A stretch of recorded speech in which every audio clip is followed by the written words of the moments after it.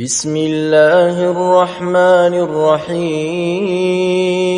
لم يكن الذين كفروا من أهل الكتاب والمشركين منفكين حتى تأتيهم البينة رسول من الله يتلو صحفا مطهرة فيها كتب قيمة وما تفرق الذين أوتوا الكتاب إلا من بعد ما جاءتهم البينة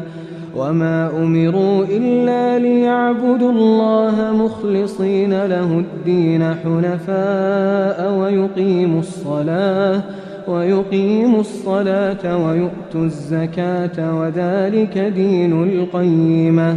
إن الذين كفروا من أهل الكتاب والمشركين في نار جهنم خالدين فيها أولئك هم شر البرية إن الذين آمنوا وعملوا الصالحات أولئك هم خير البرية جزاؤهم عند ربهم جنات عدن تجري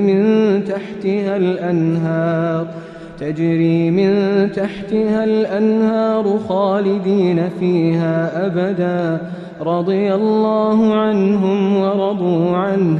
ذلك لمن خشي ربه.